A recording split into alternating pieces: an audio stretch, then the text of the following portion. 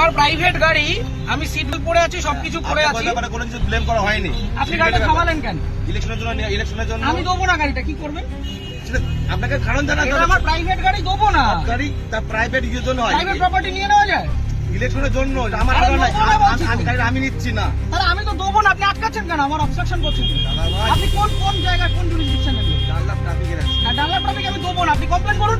কমপ্লেনে করার ব্যাপার নাই। আপনারা আরে আপনার রিকুইজিশন আমি গাড়িটা দেবো না, আপনি আমাকে অবস্ট্রাকশন করবেন? আপনি এই গাড়ি চালান তো, এটা ইয়ার কি হচ্ছে এটা রাস্তার মধ্যে?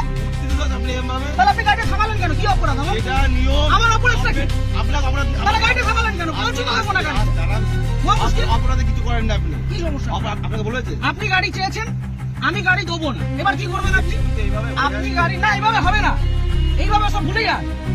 আমি গাড়িটা প্রাইভেট নিজে গাড়িটা কিনেছি, হ্যাঁ অবশ্যই। হ্যাঁ, তাহলে আপনি গাড়িটা আটকালেন কেন? সবাই কি অপরাধ? অপরাধ অপরাধ কিছু করেন আমি গাড়ি দেবো না, কি করবেন? কথা বলা হয় না। আমি গাড়ি দেবো না, কি করবেন? আমি গাড়ি দেবো না, কি করবেন? নিয়মটা মানতে হবে। না, কোথাও নিয়ম হতে পারে? ইলেকশনে এভাবে হয়েছে। হতে পারে না, ইলেকশনে হতে পারে না। প্রাইভেট প্রপার্টি আপনি নিতে পারেন, আপনি বলুন, আপনি উত্তপ্ত হবেন না এভাবে। আপনি বলুন কি আমার করেন? কাজের জন্য নয়, গভর্নমেন্ট কাজের জন্য। না, গভর্নমেন্টের কাছে দেবো না। অলরেডি নেওয়া আমি হয়েছে। গভর্নমেন্টের কাছে আমার নিজের গাড়ি দেবো না, আমার কাজ আছে, আপনি কি করবেন করুন।